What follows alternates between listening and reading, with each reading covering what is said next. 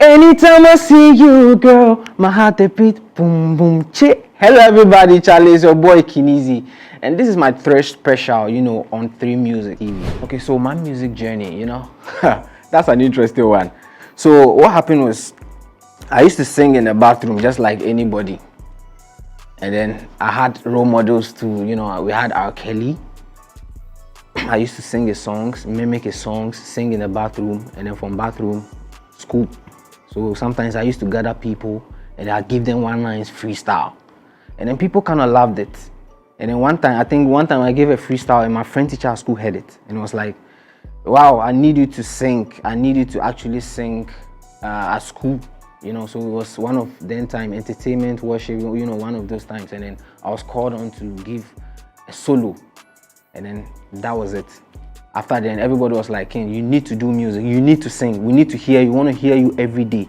And I'm like, all right, Charlie, let me just give it a shot. Let me just give it a try. Let's see where God takes me. Let's see how this thing works out, So to someone who's never heard my music, King Eazie music is all about Afrobeats. I love Afrobeat on my piano. And then I add a touch of R&B. I love to use African elements in my music, like the maracas, like the conga. Yeah, I like to imbibe those sounds into my music, and then at the same time, I'm giving you an R&B feel, a little bit of R&B feel in terms of the vocals and the harmonies, and at the same time, I'm just letting you know my roots, where I'm coming from. I'm a Ghanaian, I'm a Mampusi guy, raised here in Accra, so I love to sing in Pidgin English. Sometimes I add Chi, sometimes I add just a little bit of English, brofo. So in terms of Afrobeats, I'll pick King Promise, because oh yeah, that's in you to make. So I love King Promise. His music kind of influenced my life. What he did taught us, we the boys on the street, that listen, it can be done. So we don't need to sleep on what we have. We don't need to sleep on that gift. We need to wake up and put it to the use and make something happen. In terms of R&B too, I'll pick R. Kelly, because he was my mentor from the beginning. Sometimes I say this, people say no, don't say nah. That's the truth. That's his music. His music was what I started listening to. That gave me that mentality. That gave me that notion, and that gave me that confidence that you can actually sing, because his sound was so good to the ear. So I used to mimic him. I used to do rough, like now the air rough. I used to make jokes out of it, and then jokes became a reality, and reality became King Eazie music and Afrobeat. So here I stand. So first and foremost, the local music culture gave me that motivation, because most of the people that inspired me were from the local space.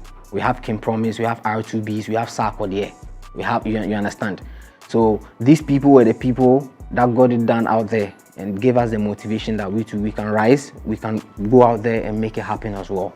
So yeah, it was just all about the heroes that we wanted to appear, who did appear. So first and foremost, I think I said this in one interview, with my songwriting process, I need to go through the experience, or I need to relate to that particular experience to write. You understand? Because I don't like to create things from things that don't exist. You understand? Number one, it makes you very, very unreal as an artist. And number two, like it's too difficult, it's too stressful a job.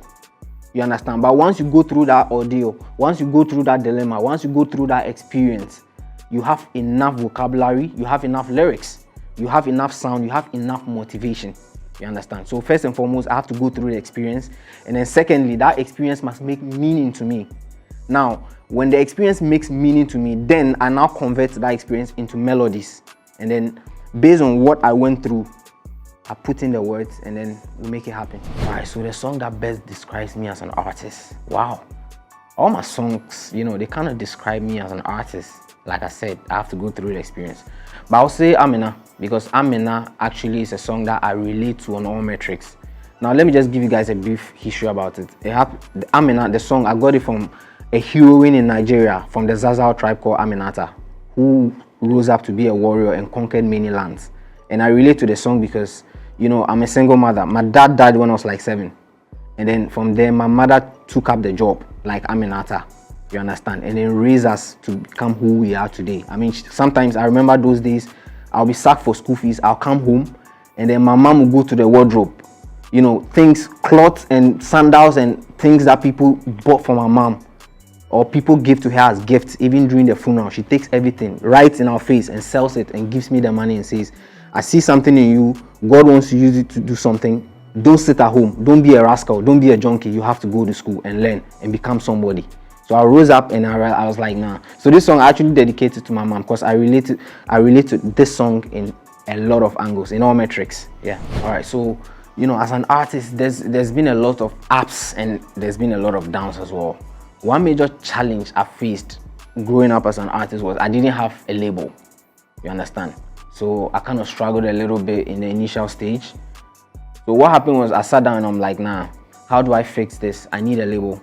So I put my resume together and I pitched to Uprise Music. They heard my sound, they loved it, and then they gave me the opportunity and signed me to the label. Yeah, that's true. To be honest with you, I agree with you 100%. Afrobeat is going global. In fact, it's actually gone global. Because you go to America, you go to Europe, you go to Asia. Even now, Asians are doing it. You know, everybody's doing Afrobeat. And trust me, as an Afrobeat artist, as I am here in Ghana, my job is to create that unique sound from the Afrobeat system, you know, which has never been heard before.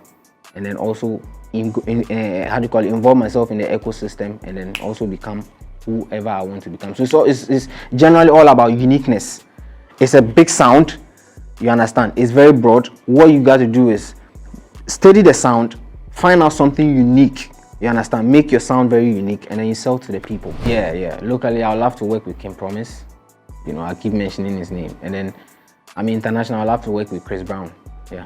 All right. So with the emotion and the message, all I want the people to know, my purpose is to share some love and bring some hope. It's all about love. Love will fix everything. You understand? That's why I don't sleep. That's why I wake up early dawn. I'm writing songs and it's all about love because I want the whole world to have love in them. You understand? I learned this from my mom. My dad died, and because of the love she had for us, she stayed. She took care of us. She raised us to be who we are. And then that love has been transferred to me too, and I want to transfer it to the world. If we had love, there won't be wars. There are so many wars. There are so many genocides. There are so many bad things happening everywhere that I believe that if people genuinely had love for each other, not just love, but love for each other as human beings, all these things wouldn't have happened. So I want you to get the message. That is one and one message: love. Love your brother, love your sister, love your mother, love your father, love your neighbors, and love everybody. That's King Eazie. That's my message. All right, so I've actually prepared a very beautiful song with an artist called I1. I believe most of us know about him.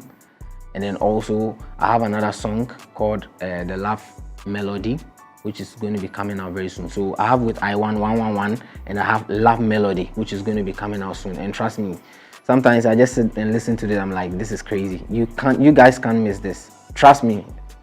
After Love Melodies, after 111, I'm hitting Ghana with an EP, and that's going to be the best EP in this country. It's not an exaggeration. It's not a media hype. I'm being honest with you. I know what I've done. I know what I'm going to put out there. Mark me. Mark this face. King Eazie is going to release the best EP in this country. No doubt. Nobody. I'm putting the EP down. Nobody. No contender. Nobody, the best. Anytime I see you, girl, my heart they beat, boom boom chill. Hello everybody, Charlie once again. This is your boy King Eazie, and this was my trash special on 3 Music TV.